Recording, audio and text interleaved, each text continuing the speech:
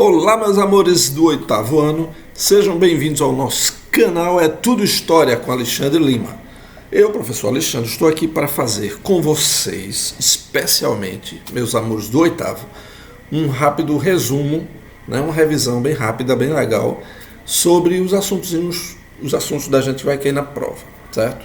Nós estamos estudando esse bimestre sobre o Iluminismo. Lembram? O Iluminismo foi um movimento intelectual que surgiu aí na Europa no século XVIII e a gente vai ver, a partir dos conteúdos do nosso livrinho, livrinho do oitavo ano. E a primeira coisa que a gente chama a atenção da gente é justamente o nome, desse movimento intelectual, Iluminismo. Em alguns livros, em alguns autores colocam ilustração, tá? E essa foi a razão porque esse período ficou conhecido como o século das luzes.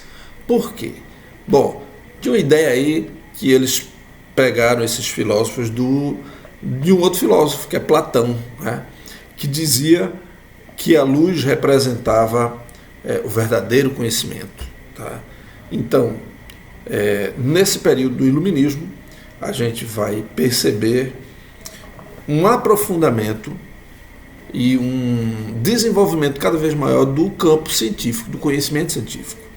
Porque a gente vai ter, a partir daí, a questão do método científico, a gente vai ver quem foi o cara que vai introduzir esse modelo aí, que vem sendo, vamos dizer assim, aprimorado, melhorado desde o Renascimento, porque a gente já teve no Renascimento alguns cientistas interessantes, figuras que já vão estudar muito mais a ciência, já tem um outro olhar sobre a ciência, Da Vinci, Copérnico, Galileu Galilei, antes, o Copérnico e tal. Se bem que Galileu Galilei foi renascentista também, É muito importante as ideias dele.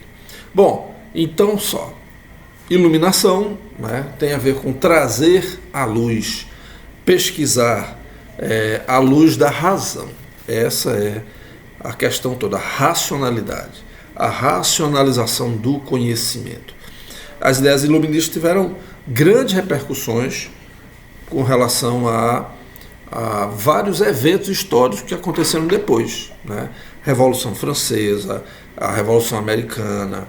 As ideias iluministas chegaram até aqui no Brasil, Conjuração Mineira, Conjuração Baiana, a Revolta de Pernambuco, todas, se a gente observar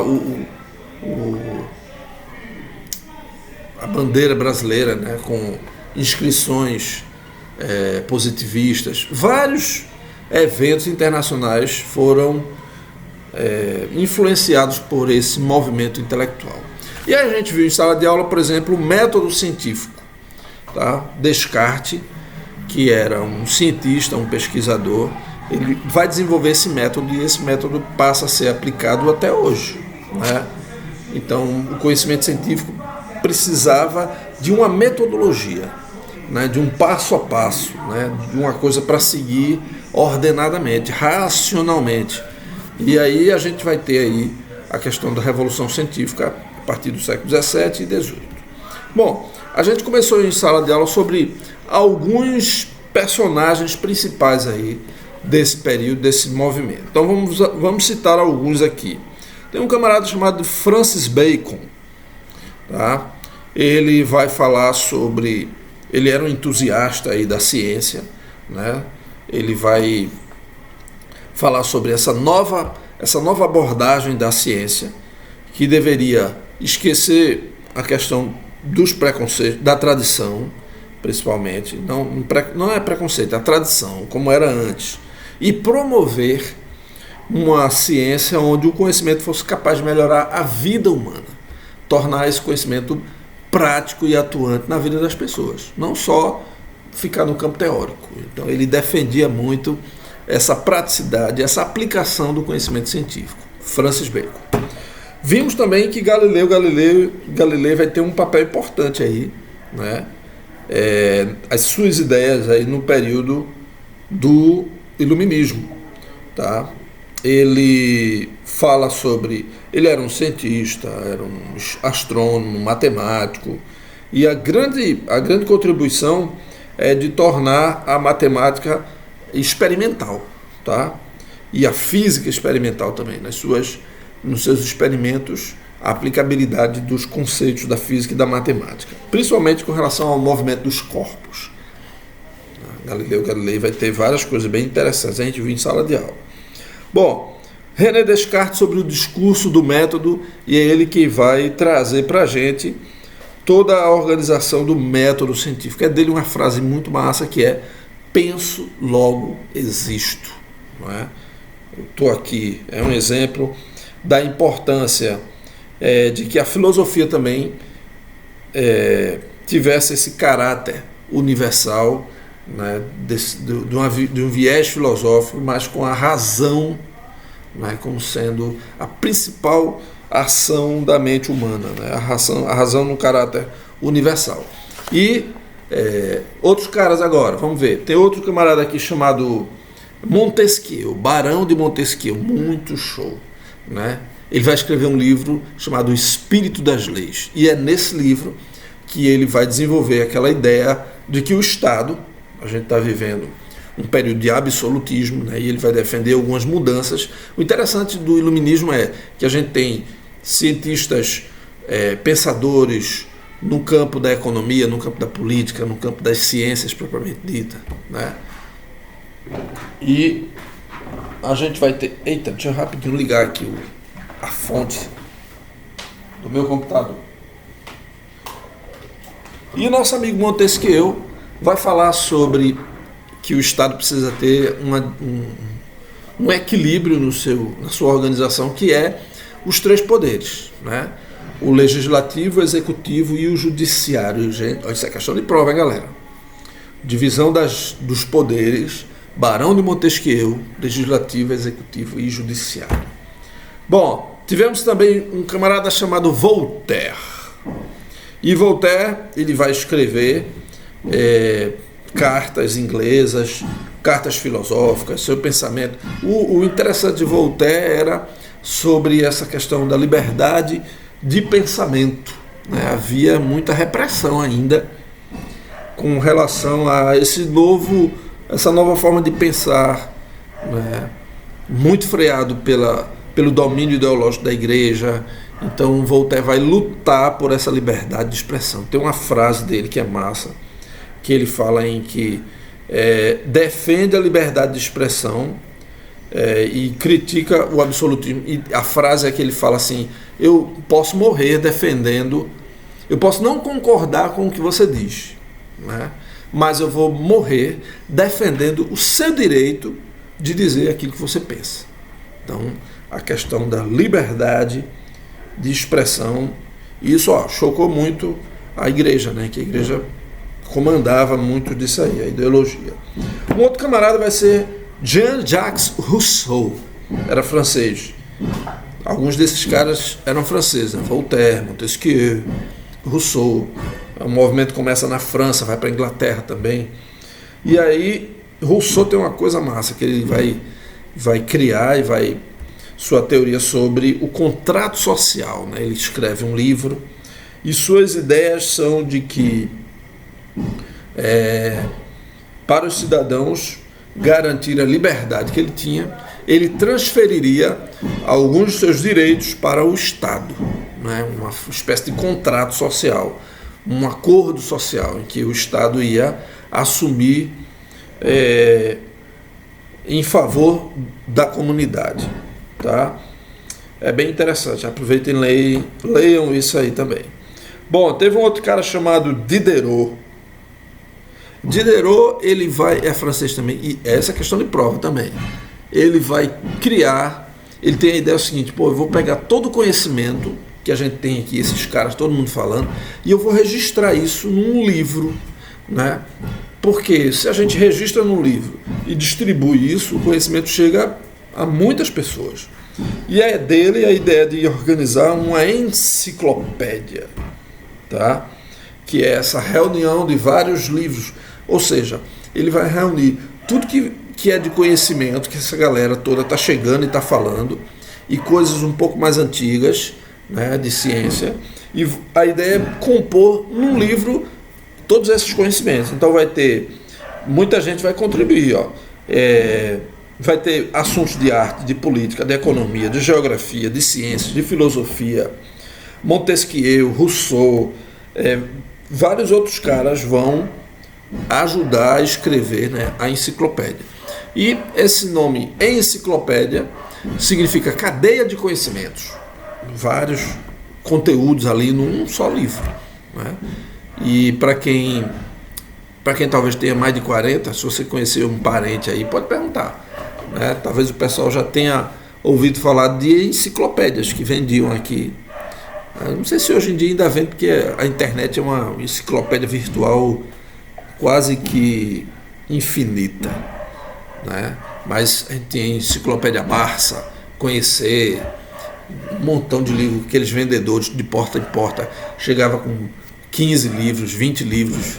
Então era uma condensação, né? Os conteúdos apareciam como verbetes, parecia um dicionário.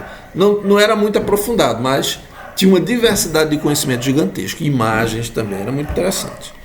Tá? A enciclopédia possuía 28 volumes com verbetes relacionados às ciências, né? Política, como eu falei. E aí foi uma maneira de divulgar essas ideias, esses conhecimentos científicos, né? Bom, a gente viu também na questão, vamos ver, o pensamento, aí ó, apareceu o pensamento econômico, porque aí você vai ter caras como Adam Smith, por exemplo, né, e alguns dos seus pensamentos. E aí é o seguinte, na questão econômica a gente está vivendo nessa época, né, que o iluminismo estava com esse movimento de ideias, existia um modelo chamado mercantilista, né, que era uma prática econômica onde havia uma espécie de entesouramento do Estado e um desenvolvimento muito mais voltado para o comércio. E esses iluministas criticavam muito esse tipo de modelo, né, que era tão praticado pela Inglaterra e por vários países aí da Europa. E eles resolvem criar um outro modelo econômico que eles vão chamar de fisiocracia. Os fisiocratas eram os pensadores que questionavam essas práticas mercantilistas. E o que é que eles defendiam? Defendiam que a riqueza de um Estado não deveria ser medida pela quantidade de metais preciosos que possuía. Como eu falei, dessa coisa do entesouramento. Então, era o período de várias... tem muito piratas, as navegações. Então, quanto mais um país conseguia tesouros, né, ouro, prata, joias, e colocasse dentro do seu cofre, mas ele era um modelo de um país rico, né? E a ideia do fisiocrata é outra. A verdadeira riqueza seria gerada pela natureza, sendo a agricultura a principal atividade produtiva. Veja, um outro olhar muito diferente, né? Segundo os fisiocratas, o Estado não poderia interferir no mercado, mas sim deixar a economia se autorregularizasse, né? Se autorregulasse. Ou seja, uma visão bem burguesa, né? A burguesia era aquela classe que a gente já viu que surge na Idade Média como comerciante, vai se fortalecendo. Quando chega na Idade Moderna, ela vai ser responsável por várias transformações históricas, né? E muitos desses pensadores tinham essa origem, tá? E a fisiocracia pensa sobre isso. Liberdade que o Estado deveria dar a essa atividade, que é a atividade de comércio, a atividade burguesa, com leis menos rigorosas, né? Com liberdade para que a burguesia pudesse atuar e que pudesse transitar e pudesse viver com essas leis mais livres para a sua atividade principal, certo? Bom, aí a gente vai ver um pouquinho sobre... então, o iluminismo traz todas essas ideias, né? Ideias da razão, da utilização da ciência, da racionalização da ciência. Vão surgir aí algumas ciências como física, química, muito mais definidas, né? A matemática aplicada e tal. E é isso, um movimento que teve uma importância gigantesca, com essas figuras aí contribuindo e com essa coisa da enciclopédia, que é muito legal, essa ideia da fisiocracia. E aí teve uma coisa interessante que a gente chama de despotismo esclarecido. A gente, não esqueçam que a gente está aqui num período do absolutismo, né? Os reis mandam absolutos e tal. Mas alguns reis vão aderir a essas ideias, ou algumas dessas ideias iluministas. Tá? E esses reis passam a ser chamados de déspotas esclarecidos. Então a gente vai ter, por exemplo, Frederico II da Prússia, né? A gente vai ter o rei de Portugal e deixa eu ver aqui. E esses caras vão ainda são reis absolutos, né? Como o próprio nome diz, é um déspota, é um rei absoluto, mas com um olhar para alguns aspectos do iluminismo que eles vão se apropriar e vão pôr em prática essas ideias aí, né? Então, em Portugal, Dom José I em Portugal, ele vai ser um desses. E aí a gente vai ter o Marquês de Pombal, por exemplo, que era uma espécie de primeiro-ministro aí, né? Um representante bem desse momento aí. Ó, tem um registrozinho aqui, entre os anos 750 e 1777, período conhecido como despotismo pombalino, Marquês de Pombal, daí o nome. Ele era o ministro, fez diversas reformas, entre elas a criação de companhias de comércio e de manufatura e a melhoria do sistema de ensino. Veja, a preocupação de que, com a enciclopédia, a preocupação de que esse conteúdo científico ele tivesse um alcance da população. Veja a ideia dos caras já nesse período, no século XVIII. Bem diferente aqui do Brasil, né? No período colonial. Não havia essa preocupação com a população, mas a partir desse movimento iluminista a ideia era de que o conhecimento fosse, sim, propagado aí entre a população. Se todo mundo tem um conhecimento, se todo mundo adquire o conhecimento, sai da escuridão. Essa era a ideia, né? Por isso a luz representava o conhecimento, o verdadeiro conhecimento. Se você está na escuridão, se você não tem conhecimento científico, você está na escuridão. E você não enxerga nada, você não é capaz de tomar decisões sensatas. Mas se você vai para a luz, né, se você adquire o conhecimento, é como se você a sua mente tivesse iluminado. Você tem uma visão agora ampla, você tem uma visão diferente do que está ao seu redor. E o conhecimento dá a capacidade de tomar decisões, ter iniciativas, adquirir o conhecimento, melhorar de vida e por aí, passa por essas ideias aí. Bom, aí a gente viu um pouquinho, continuando, bem no começo mesmo, sobre a presença de ingleses na América, tá?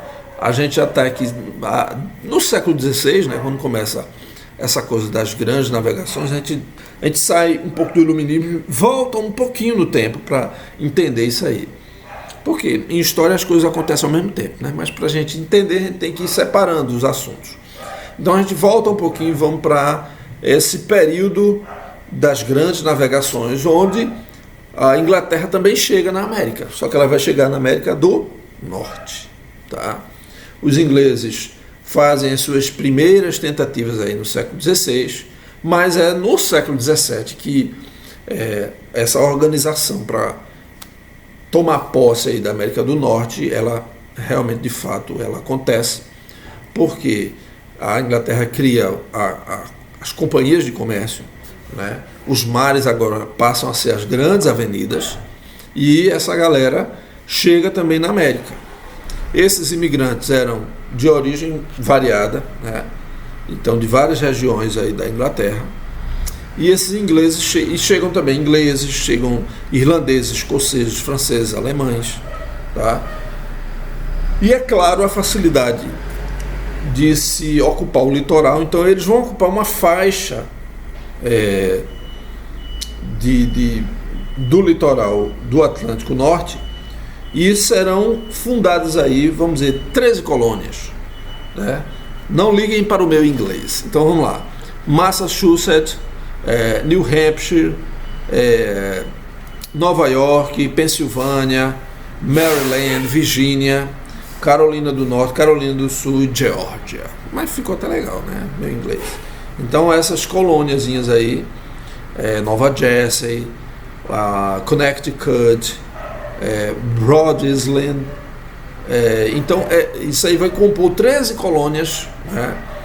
E essas 13 colônias foram povoadas em grande parte por puritanos. Olha só que interessante. Esses puritanos eram calvinistas ingleses que migraram para a América para fugir das perseguições religiosas que aconteciam na Inglaterra. Aí já entra um outro assuntozinho, né? Século XVI vai acontecer a Reforma Protestante.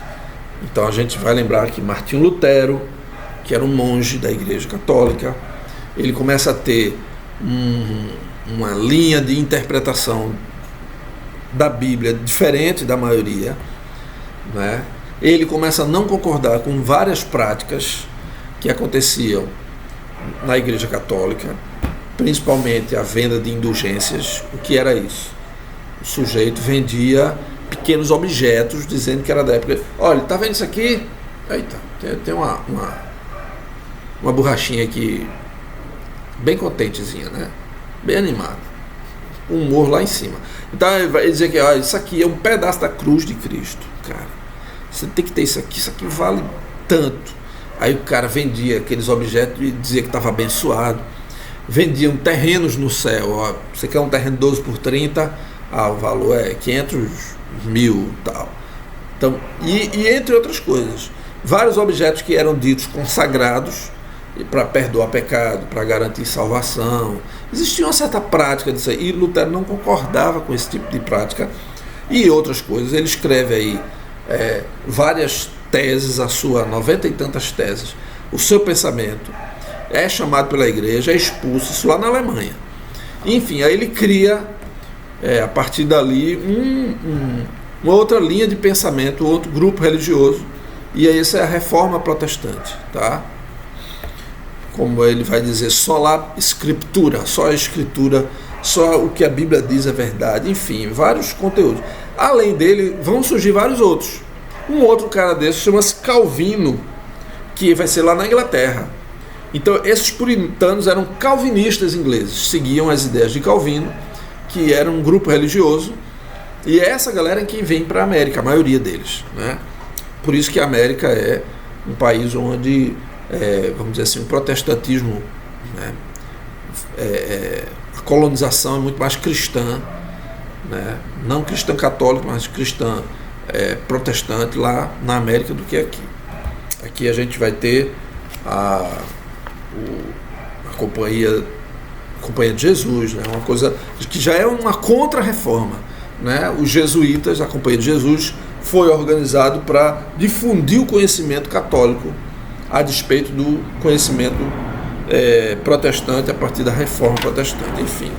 Então, essa galera que vem para cá tem isso aí. Aí tem até o nome do navio, né? Mayflower. E foi fundada aí a primeira colônia, 1620, Massachusetts. Gostaram do inglês? Muito bem. E essa galera vai se organizar. A sua economia vai ser baseada na pequena propriedade familiar, onde se praticava a agricultura, a pecuária para o sustento dos colonos e o comércio do excedente. Veja que já desde o início a gente tem uma prática totalmente diferente da colônia portuguesa Brasil, né? Brasil, colônia de Portugal, só exploração da riqueza brasileira. Começa com o pau-brasil, não deu muito certo, trazem para cá o modelo da cana-de-açúcar que já tinha lá nos Açores, em outros lugares. Dá certinho aqui por causa das condições climáticas do Brasil, o solo, principalmente Pernambuco. Então, qual é a ideia aqui? Planta cana, monocultura, o produto disso aí, a produção fica no Brasil para desenvolver? Não. tudo vai para Portugal. Nas colônias americanas, não. Veja como é diferente. A agricultura familiar, né, praticava uma agricultura e uma pecuária para o sustento, e se tivesse, e como teve, né, um excedente dessa produção, vendia para eles mesmos, né, e o lucro voltava para eles. As atividades que ofereciam maior lucro nessa época era a pesca e a caça, né? Os peixes eram, vê a ideia dos caras, eles eram salgados, e pescavam demais, e esses peixes eram vendidos lá para a Europa. E as peles de animais eram beneficiadas e também eram vendidas na Europa, e o lucro voltava para eles, tá? Nessa região também foi desenvolvida extração de madeira, construção naval, produção de utensílios agrícolas e fabricação de tecido. Uma extração controlada, uma extração onde havia um replantio, uma preocupação com isso, produção naval muito grande, a madeira de ótima qualidade, e a galera vai se desenvolvendo. Quando há um retorno do lucro, há um desenvolvimento nas questões de saúde, educação e tal. Bom, nas colônias do sul, aí foi um pouquinho mais para o norte, essa galera para o norte, a gente dividiu um pouquinho aí, de Pensilvânia para cima, né, aconteceu isso, de Maryland para baixo até Geórgia e Carolina do Sul, a gente vai ter a fundação de Jamestown, na Virgínia, vai ser uma das primeiras. Como para baixo o clima vai ficando mais quente, a gente vai ter aí alguns artigos de agricultura que acontece mais em países mais tropicais, mais quentes. Então, o tabaco para o fumo, a cana-de-açúcar também, veja que interessante, e o algodão. A economia dessas colônias vai consistir numa monocultura em grande escala voltada para o mercado externo. A grande diferença com relação à exploração de Portugal no Brasil é que essa grana dessa monocultura não ia para a Inglaterra, né? Ela tinha início aqui, a origem era aqui, se vendia e a grana voltava para o desenvolvimento da colônia, né? O foco era o mercado externo. Então, vamos produzir para a gente vender, para a gente ter mais lucro. No Brasil, a gente tem que produzir mesmo, porque a gente é colônia, Portugal é quem manda, né? Vamos lembrar, vamos fazer uma comparação. Brasil colônia, ciclo da cana-de-açúcar, né? Apesar das capitanias hereditárias, que era a ideia de colonizar, porque o litoral brasileiro era muito grande, a galera estava explorando muito aqui, piratas direto aqui, mas mesmo dando, né, a esses proprietários as terras, né, os lotes de Seis Marias, que eram essas grandes extensões, mas havia um acordo em que o lucro maior ia para Portugal, né? Só nessa época Duarte Coelho é quem tem uma sacada diferente, que é o donatário aqui em Pernambuco. Ele tinha negócios por fora com franceses, também vendia açúcar e fazia o corre dele, né, como o pessoal diz. Pernambuco acaba se desenvolvendo, mas mesmo assim, né, o foco, a intenção, a origem da monocultura aqui é que o lucro ia para Portugal, beleza? Pronto. Basicamente a gente viu foi isso até aqui, né? A gente vai avançar mais, depois a gente vai ver um comércio triangular aí entre a rota Estados Unidos, Inglaterra, né, e a África. Porque para desenvolver essa monocultura, esse algodão, tabaco, a mão de obra, amigo, ainda é, principalmente no sul, escravista.